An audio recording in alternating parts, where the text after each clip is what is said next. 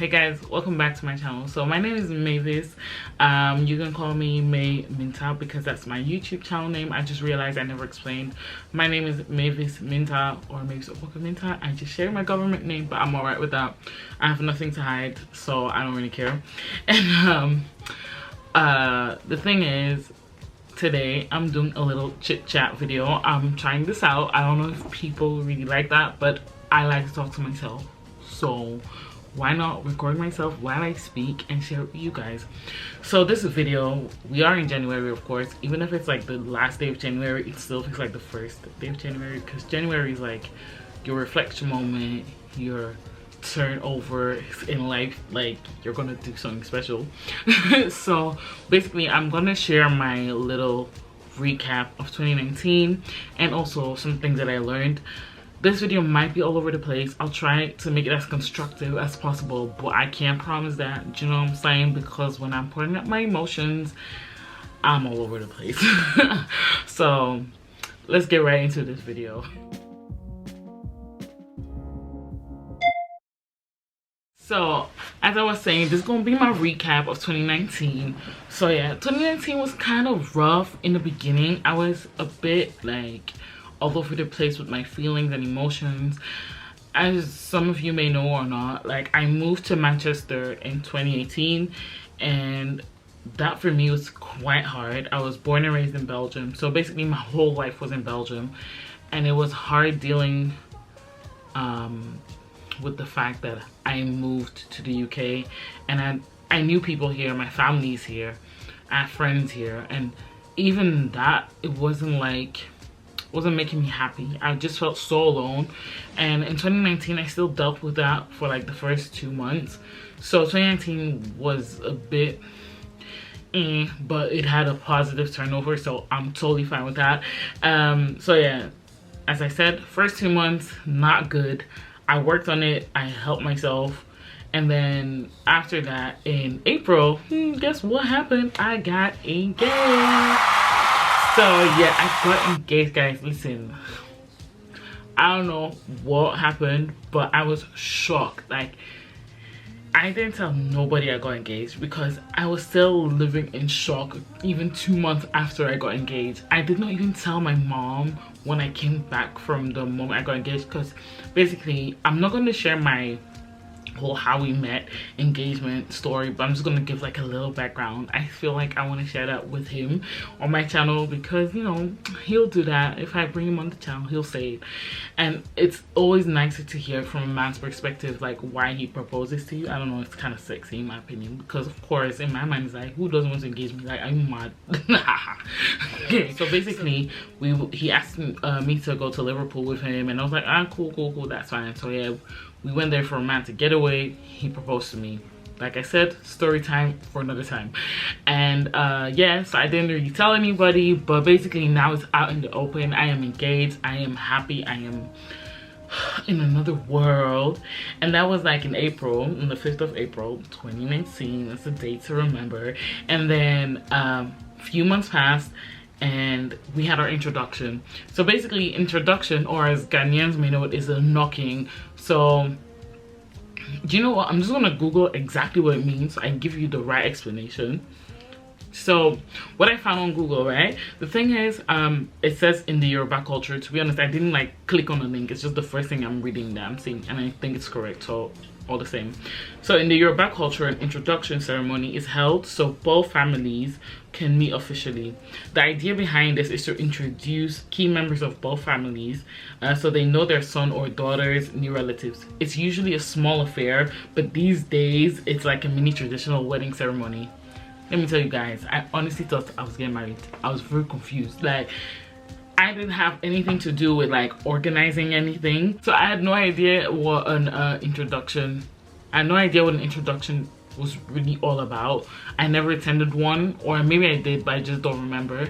And so it was nice, but I felt like I was getting married. Like, it was weird, and it was all in front of all the uncles and aunties. Do you understand? Like, it was so real. And then some of my very close friends were there, and it was so intimate. However, it was still busy. Like, I still thought like I was at my wedding. So before that, because that was in July, before that, me and him, we went on a little, you know, romantic getaway to Paris, and it was really cute.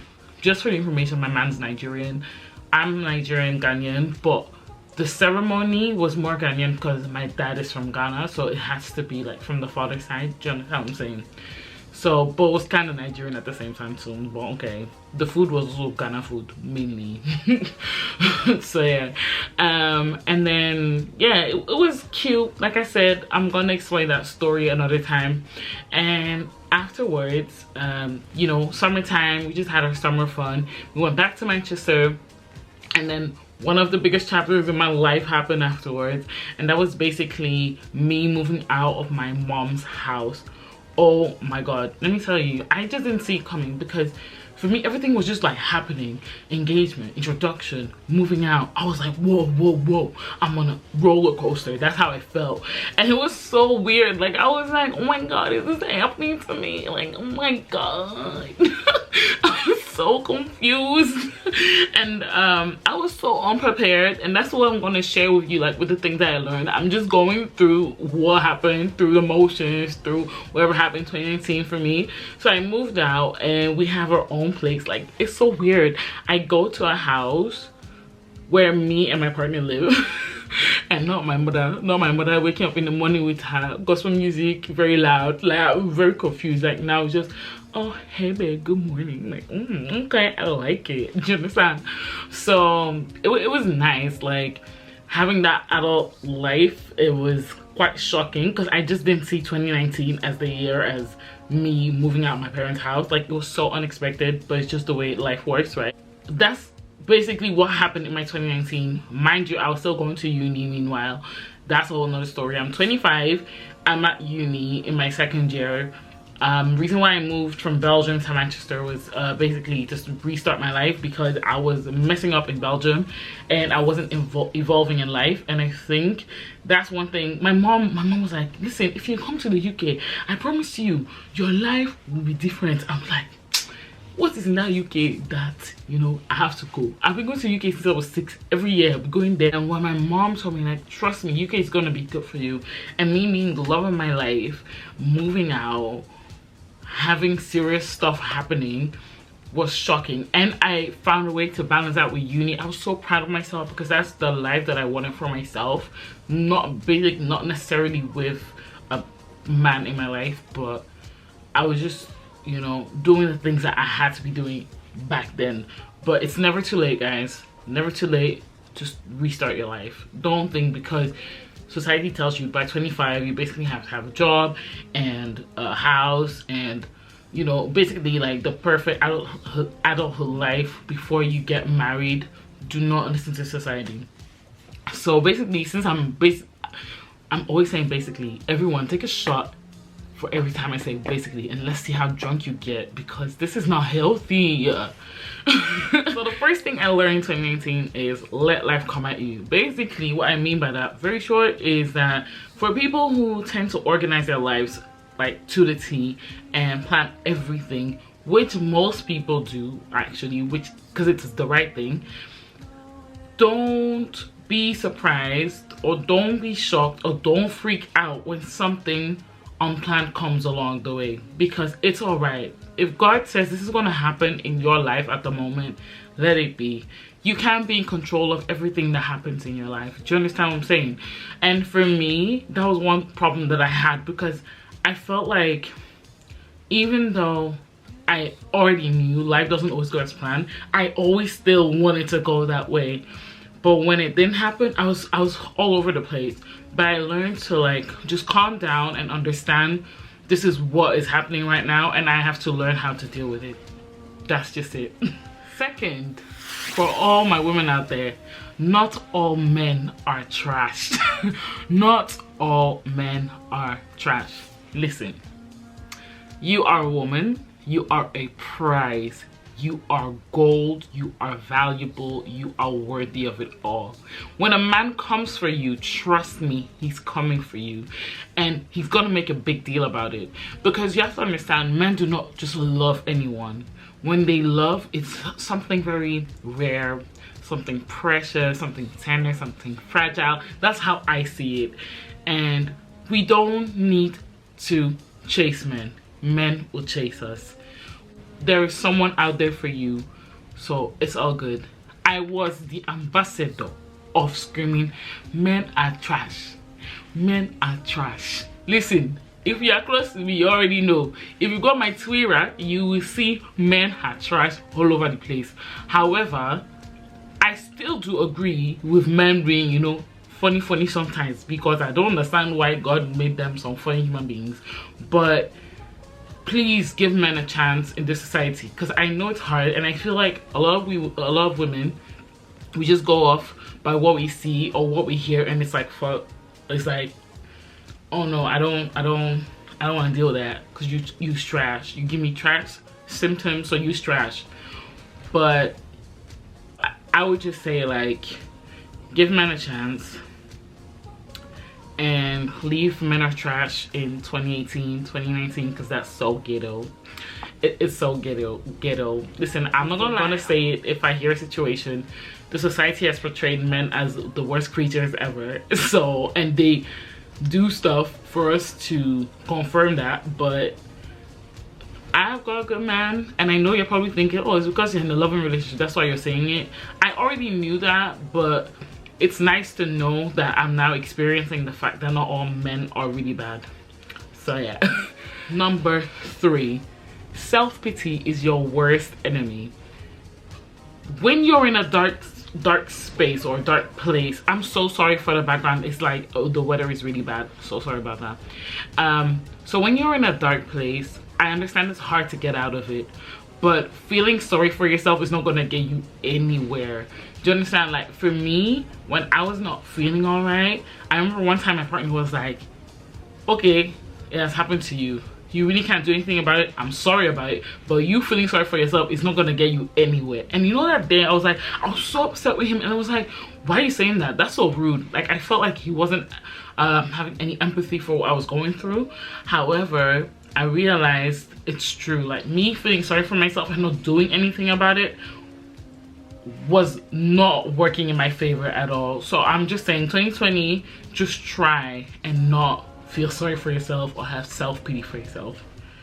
Number 4, girls, boys, men, women, save your money. I said it. Save your money, save your coins, because adulthood is hard. Listen, no matter how well you think you've prepared for adulthood, it comes at you fast. Like, you're just confused, and your money, phew, just out the door. You're gonna be so confused. You're like, oh, I'm balling, and then next week you're like, man, I have to eat Indomie for the rest of the week because you didn't save your money correctly.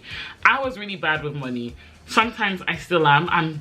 In 2020, I promised myself I'm gonna just start from scratch with the whole saving situation, because now that I have my own place and stuff, luckily I'm sharing with someone. However, you know, one thing I like about him, he is really good with money. I'm not, on the other hand, and it's nice to know that I can learn from someone.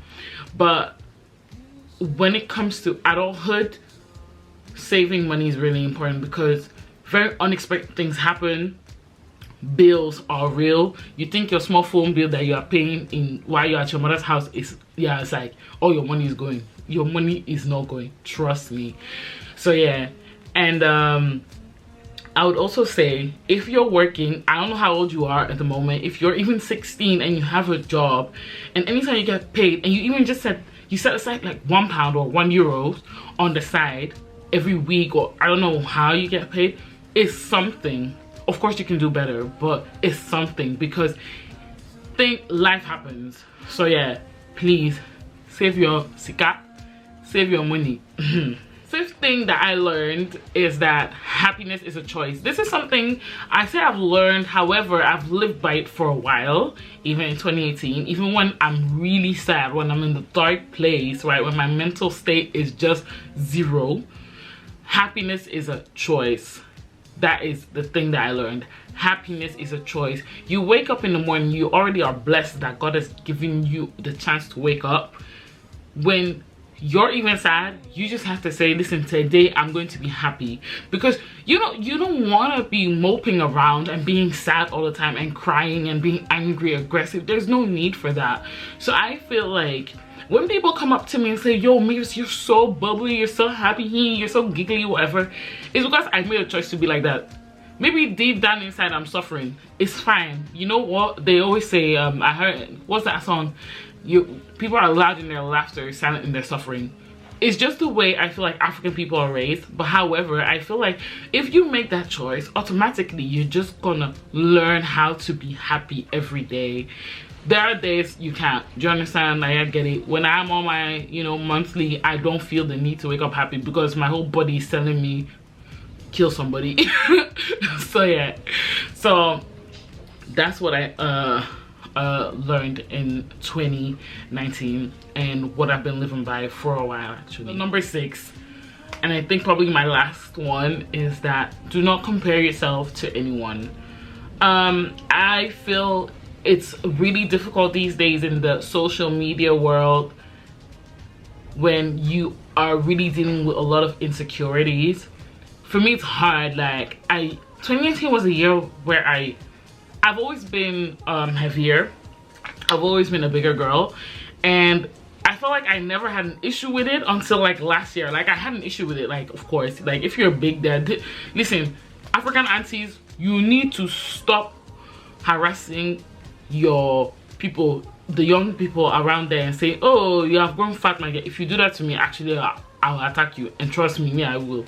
However, social media like raised my anxiety and my stress about my weight.